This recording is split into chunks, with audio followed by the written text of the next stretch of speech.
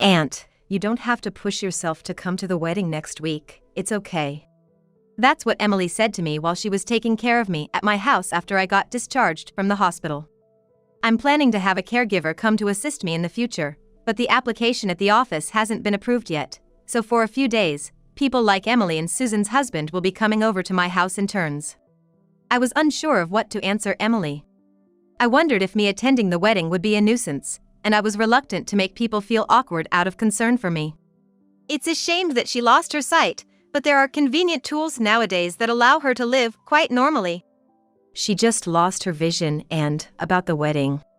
It's okay, you weren't seriously injured in the traffic accident, and you can move around now. You want to see my daughter's big day, right? Oh, right, you can't see. I couldn't see what kind of expression Susan had on her face, but I felt she was desperately trying to suppress her laughter, and anger welled up inside me. I stood up and said to Susan, "Take me to the bathroom," and she grabbed my arm and pulled me toward the bathroom. I was angry at Susan. But I felt that if I showed it, it wouldn't be right, so I let her lead me by the arm. On the way, I accidentally kicked something soft. I heard Emily's small scream of Bella from behind me, and she was doing something at my feet. Oh dear, what are you doing? You kicked Bella because she was at your feet. You have to be careful how you walk since you can't see. I had felt like I kicked something soft, but Bella wasn't the kind of dog to bark or run away when people approached. Oh, and look at what you're wearing, sis. You've got a lot of wrinkles in your clothes. It's hard to manage your appearance when you can't see, right? In a world where I couldn't tell light from dark, I had a feeling Susan was smiling. I tried not to show my frustration and, trembling with anger deep inside, I choked out, "I'll go to the wedding. My name is Jennifer, 56 years old. Living the single life by choice, embracing my freedom. After work, I cook for myself, hit the gym, or dive into a good book. On days off, you'll find me at the movies. I reckon I'm leading a pretty fulfilling life." But my sister Susan, who lives nearby, doesn't quite see it that way. She sometimes says things that seem to belittle my lifestyle, which bothers me a bit, but I think we have a good sisterly bond overall. Susan occasionally drops by my apartment unannounced, rummaging through my fridge and taking whatever she likes. Being 6 years younger, I've always doted on her, but as we've gotten older, she's become increasingly presumptuous. Still, Susan has her own family and financial struggles, so I've decided not to make a fuss about a little extra food from my fridge. Then one day, Susan showed up at my place with a white dog, without any prior notice. "This little one's name is Bella, isn't she cute?" Susan said, showing me the small white chihuahua in a little cage. The chihuahua flicked its large ears and glanced at me with its big eyes before quickly looking away and curling up. I vaguely responded, "Sure." To be honest, I'm not much of a dog person.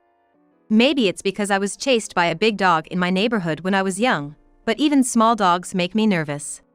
Sitting behind Susan was her daughter Emily, looking sad as she gazed at the dog. I've known Emily since she was a child. She's beautiful, just like Susan, but their personalities are quite different. If I had to describe Susan in one word, it would be arrogant, whereas Emily is humble. I've always found Emily to be a sweet and kind niece, always treating me with gentleness. Emily, nudged by Susan, seemed to have something to ask me and awkwardly began to speak. "Aunt Jennifer, I have a favor to ask. I came here today hoping you would take care of Bella." I was momentarily confused, tilting my head in puzzlement, when Susan took Bella out of the cage, lifted her, and forcibly pressed her against my chest.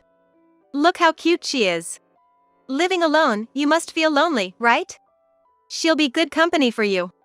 I wasn't feeling lonely, though. The story goes like this. Susan bought Bella, the chihuahua, against her husband's wishes, so it became Emily's responsibility. But Emily is getting married soon and will be leaving home. She wants to take Bella to her new home, but her fiancé is allergic to dogs and can't keep her. Susan's husband is a kind man, but he's often away on business and can't take care of the dog. "Why don't you take care of her, Susan? Just for a week, please, just for 1 week." I sighed softly. I could see right through Susan's plan to leave Bella with me indefinitely, but I felt sorry for the puppy that was so unwanted and reluctantly agreed. Emily repeatedly said, "Thank you, Aunt Jennifer," while she looked at Bella with a reluctant gaze and stroked her head. "Keep next Sunday free, okay? I have a bunch of dog stuff at my place, like a dog crate and other supplies that we'll need to bring over. I'll pick you up in my car and we'll transport them to your place. After Susan and Emily left, I noticed Bella trembling slightly on the living room floor, so I turned on the heating. Even as the room warmed up, Bella continued to tremble, staring at me with big, wide eyes. Are you shaking because you're scared, not cold? Well, I'm a bit scared of you too, so I guess that makes us even, right? While I was preparing Bella's food in the kitchen, she sat still, watching my every move. Every time I moved, she'd turn her little face to follow me, her big eyes tracking my movements. But Bella remained sitting on the floor, never coming close to me. As night fell and I placed an old cushion near Bella, she weakly tried to climb onto it. Casually watching her struggle while I watched TV, I finally realized why Bella had been sitting in the same spot all day. I see. I picked up Bella's small body and placed her on the cushion, where she contentedly buried her face and eventually fell asleep. There was a subtle issue with her hind legs, not visible at first glance.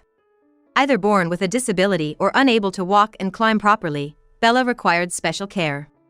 The realization that Susan had left me with a dog needing extra attention without explanation irked me a bit, but I also understood that it would be hard for Emily, about to get married, to take care of her. Despite being a person who disliked dogs, I found myself able to touch and hold Bella, a quiet and well-behaved dog who never barked. When I returned from work, Bella would be sitting on the cushion, waiting for me with her big, dewy eyes. She didn't wag her tail to welcome me home. Just sat and watched me, emitting a mysterious aura that was hard to read. Day after day, being gazed at by those big eyes, I found myself gradually drawn to Bella.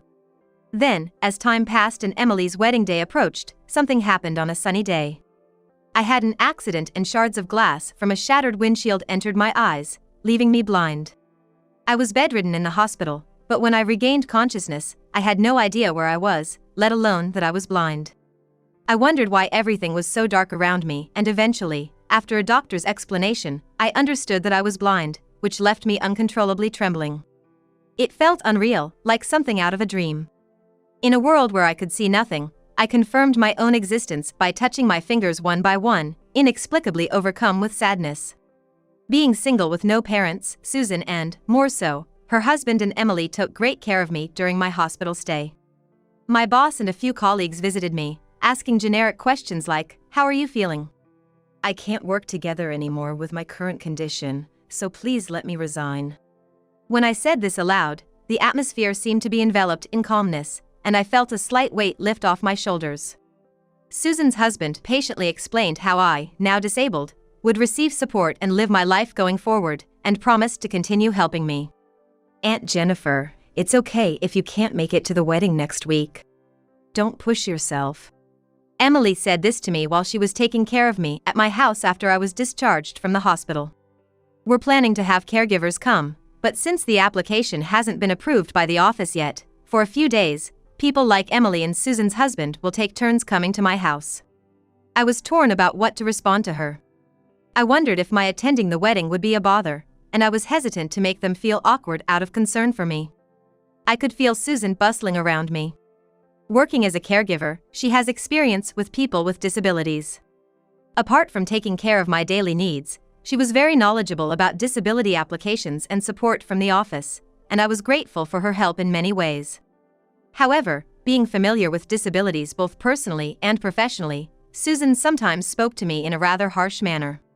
"It's unfortunate that you lost your sight, but there are convenient tools now that let you live pretty normally," Susan said, her voice slightly elevated with pride as she named several tools designed to assist those with visual impairments. "It hasn't been long since I lost my sight. About the wedding." "It's okay, the traffic accident didn't cause you major injuries, and you can move now, so don't miss it. You want to see your niece's big day, right?" "Oh, you can't see." I couldn't see Susan's face, but I sensed she was trying to suppress her laughter, and anger welled up inside me. I stood up and said to Susan, "Take me to the bathroom," and she grabbed my arm and led me there. Having lived in my house for many years, it's frustrating that I can't even navigate it now without sight, unable to figure out where I am without help. I was angry at Susan. But I felt that showing my anger wasn't the way to live, so I let her lead me. Along the way, I accidentally kicked something soft. Behind me, Emily exclaimed, "Bella." She was doing something at my feet. Oh no, what are you doing? You just kicked Bella because she was at your feet. You have to be careful with your steps since you can't see.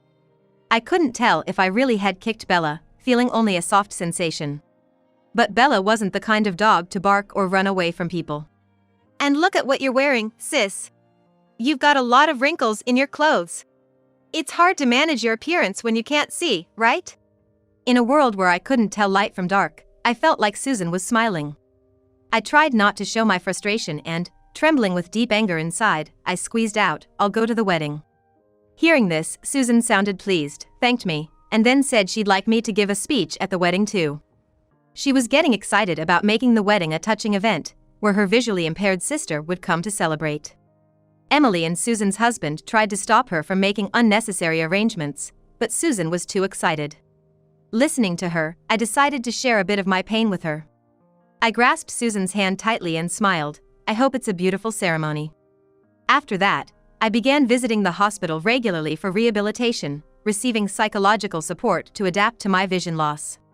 They suggested using assistive devices and technology to enhance my quality of life as a person who was completely blind. I was particularly intrigued by the mention of braille labels, braille watches, and voice recognition technology that could operate various devices. I also started desperately practicing to get a feel for things around me, aiming to learn non-visual methods and techniques for daily activities like housework, shopping, and cooking.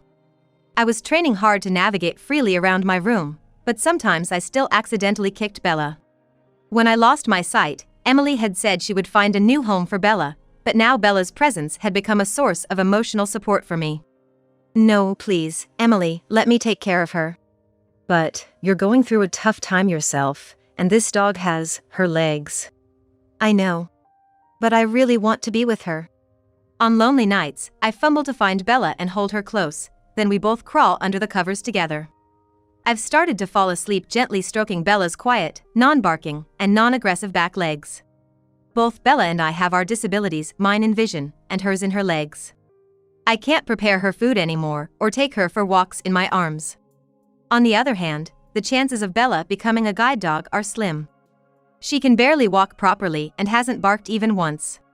Feeling as if neither of us is needed by the world, I hug Bella's body tightly, overwhelmed with loneliness.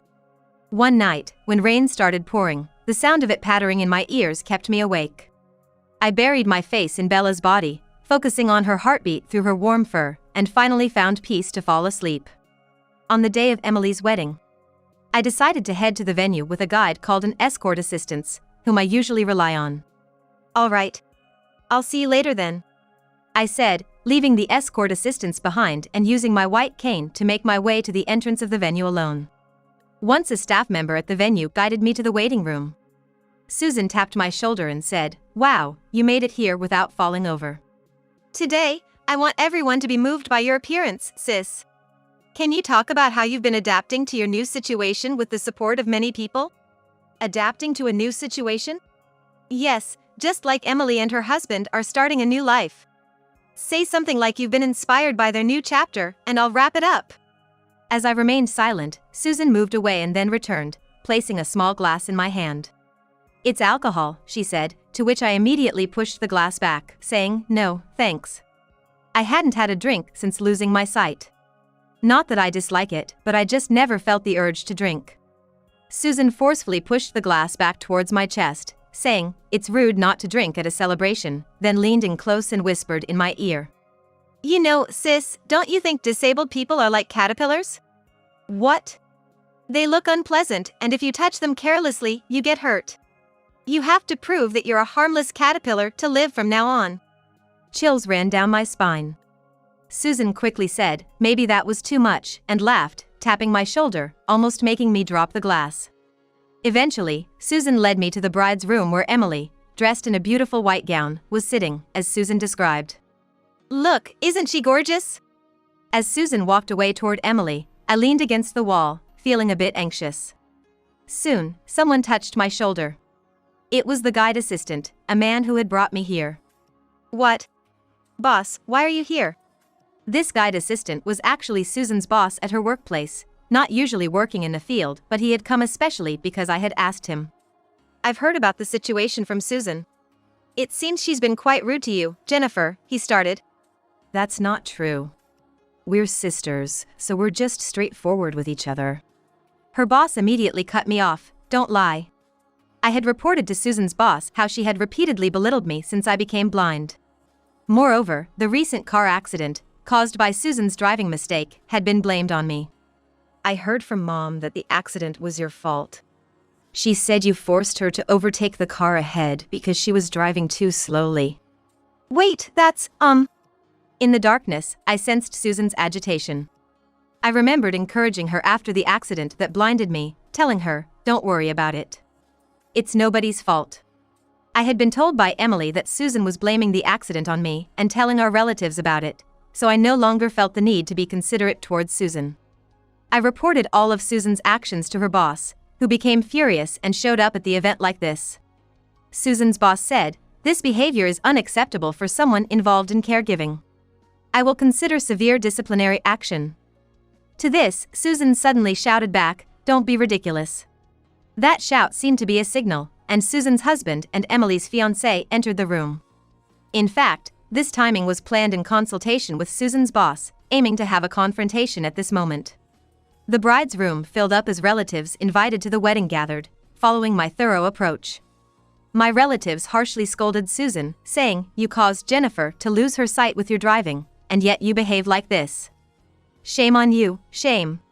While many relatives confronted Susan, her husband shouted, "Everyone, I am truly sorry for today." Susan, we're getting a divorce. What?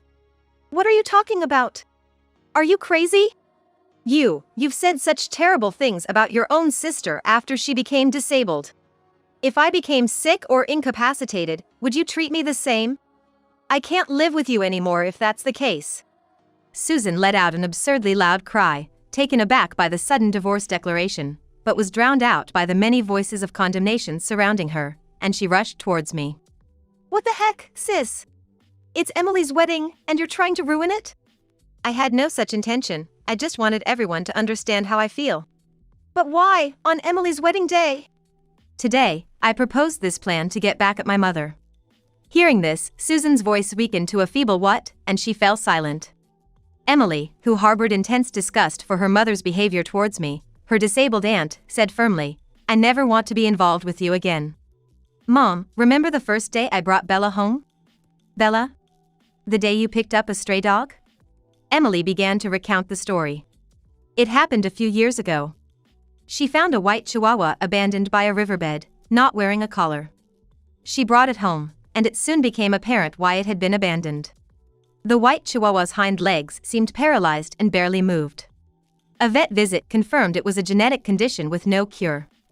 Despite Emily believing her mother, who worked in welfare, would care for the chihuahua, saying, Susan blatantly refused, "Why would we keep a disabled dog?" I've always remembered that. You hardly ever took care of her, leaving her in the cage while I was at school. Now her front legs have weakened too, and she just sits on the cushion, not barking or moving. Apparently, due to lack of exercise, Bella's front legs had also weakened. None of that matters now. Anyway, get out. Today is my wedding, and I want to celebrate it with people I care to be with. After Emily's stern words, Susan, seemingly lost for words, eventually left the room with heavy footsteps. Unable to see the expressions of others, I sensed the uneasy atmosphere and felt pained. What an ambience I've created at this wedding, I thought, remaining silent and looking down. Eventually, Emily's fiancé quietly called out, "Everyone," and announced, "We will continue with the wedding." The groom declared, "We apologize for the trouble, but there's no need to stop here. Emily and I are determined to walk through life together, undeterred by such small difficulties, bound by our strong love. We might face tough times in our marriage, but we believe these will be opportunities to deepen our love, and we'll work through them." Standing beside her fiancé, Emily said, "Everyone, please help us overcome this trouble and make this special day joyous with your smiles." As the priest bowed deeply, a round of applause erupted from the crowd. Standing quietly by the wall, I clapped my hands softly and whispered, "Congratulations on your wedding, Emily." Thanks to the priest's efforts, the wedding proceeded smoothly and turned out to be a very happy occasion for the couple. Subsequent investigations at Susan's workplace revealed that she had been disrespectful to other disabled individuals as well. This led to her dismissal and, compounded by the divorce imposed on her, forced her to move far away. Abandoned by her husband and Emily, Susan is now looking for work in the welfare sector again, but it seems she's facing difficulties as her prejudice against disabled people has become known to others in the field. Once, after the wedding, Susan called me. How's your life now? Are they doing well? She asked in a trivial conversation, followed by a long silence, then admitted, I regret, blaming the car accident on you and telling everyone about it. I thought I had a perfect life, everything going smoothly, even my daughter getting married, but that accident was a stain on my life. So. I hung up the phone in the middle of her speaking. I didn't want to talk anymore. As for me, I'm gradually adapting to my situation. There are support services in the neighborhood that I never knew existed when I was able-bodied, and I'm starting to train for daily life with kind help from various support staff. In my room, I started with basic training to prevent stumbling, and then moved on to grooming tasks like brushing teeth and trimming nails. Furthermore, I learned to keep things in specific places to reduce search time, along with various other skills like cooking and laundry. This training encompassed most of my daily life. In this era, even smartphones and tablets have reliable voice recognition features, so I can enjoy music and other features without complex operations. Sitting in a chair, I slowly close my eyes, letting the soothing music permeate my heart. Something fluffy crosses my bare feet. Reaching down, I feel a lick on my fingers. I reach out, trying to find the dog I expect to be there, but Bella isn't there. Reluctantly, I lean back in the chair, and then Bella lets out a soft whimper, a sound I had never heard from her before. It takes me a few seconds to realize it's Bella's bark, and as I stand up, she whimpers softly again. I follow the sound of Bella's whimpers to the window. After feeling around and picking her up, I touch the curtain and feel the warmth of the sun on my cheek. It's a nice day, isn't it? Yes, let's go for a walk together. Holding Bella, I open the front door.